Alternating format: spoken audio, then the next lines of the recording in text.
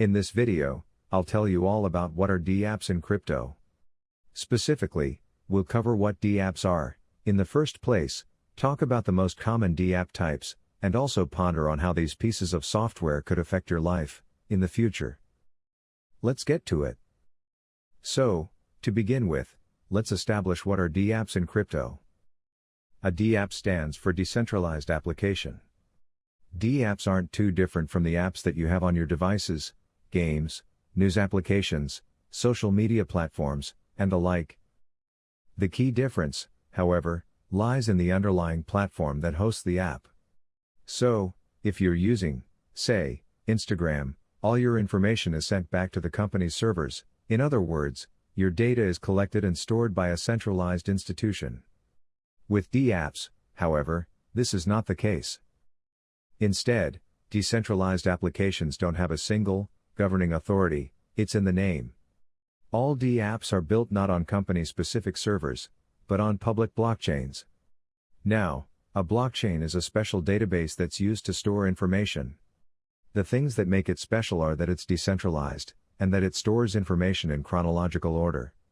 Everyone can view the transactions, sales, trades, exchanges, and so on, happening on public blockchains. If you'd like to understand how blockchains work more thoroughly, do check out my dedicated video on the topic.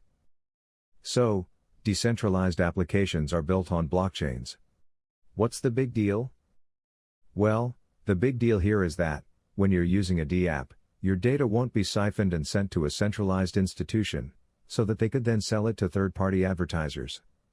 On top of that, dApps are governed differently, too. Instead of a company making decisions, you have the community behind the dApp responsible for its well-being.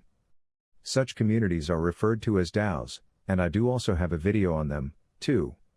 Make sure to watch that video to get a thorough understanding of the whole picture. With dApps, the whole community is incentivized to take care of the applications. The easiest way to understand everything we've discussed up until this point is this: imagine that there are two online social media platforms, like Instagram.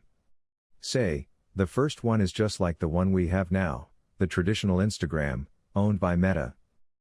Now, let's call the other platform Decentralized Instagram. That's because, while it looks and interacts completely the same as Instagram, it does not belong to Mark Zuckerberg's company. Instead, it's built on the blockchain, and is completely decentralized.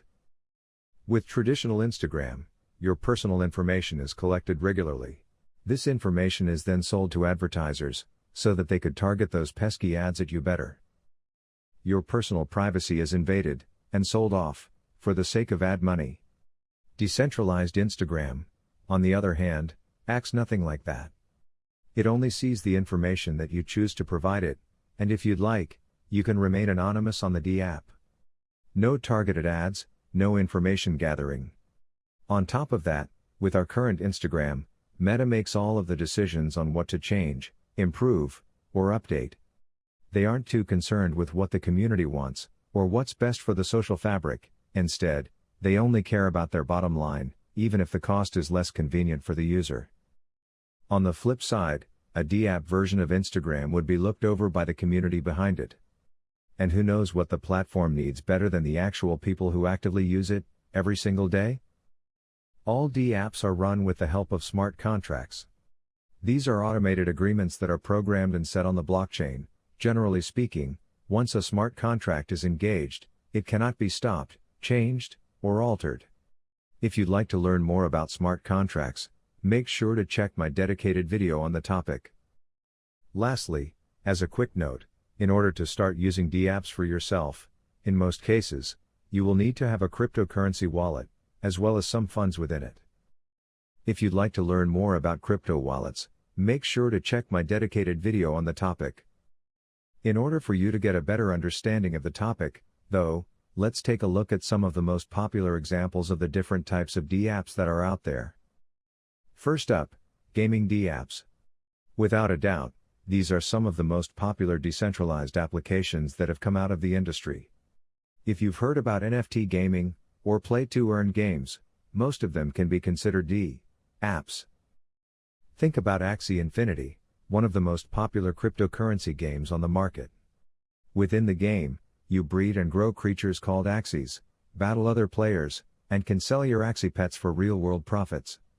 With all of the amazing features of the game, it's also decentralized, and built on a blockchain. What this means is that you can inspect the code behind the game, check all of its transactions, and play anonymously, no formal registrations, no self-doxing, or revealing sensitive information about yourself, none of that.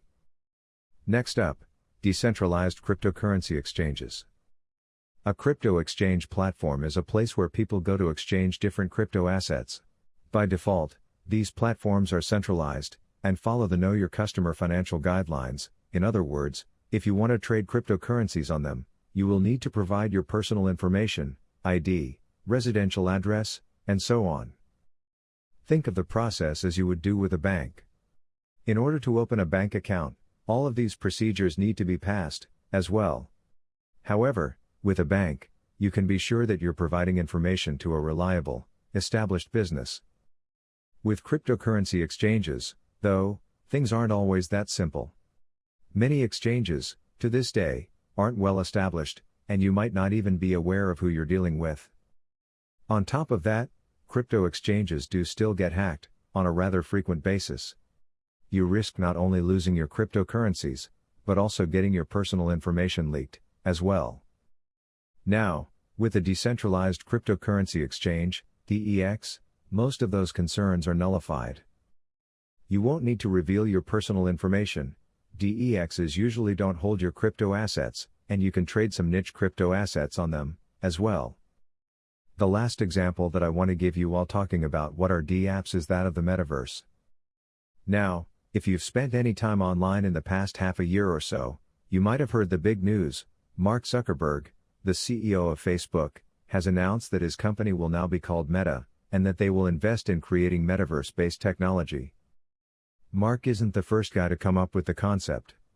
A metaverse is just a digital world where you can have your avatar, and interact with other people. If the underlying technology is poorly made, the concept itself will be a fluke. On the flip side, if the metaverse was built on a decentralized application, this would give it a huge leap in the right direction. How so? Well, users would be able to remain anonymous, all of their transactions and interactions would be recorded on the blockchain, and everything happening within the metaverse would be provably fair. In other words, everything related to the digital world would be following the rules of the smart contract lying underneath. dApps have infinite potential. There are countless examples and possibilities of how they can be integrated into our lives. With time, everything is slowly advancing and getting more intricate. Certainly, decentralized applications will only improve in the future, too. Which dApps could we see sticking around, though? Which of them has the best potential? Well, people probably asked these questions in the early 2000s, when tech stocks were dominating the financial landscape. No one knew which companies would survive and go on to become multi-billion-dollar businesses, and which ones would fail. When it comes to dApps, decentralized exchanges and projects such as the metaverse are surely going to stick around in people's minds, at least for some time. Projects like these serve some awesome purposes, and can be useful in advancing the technology sector, as a whole. I hope you found it interesting. Don't forget to like it, and subscribe to the channel. And I hope to see you in our next video.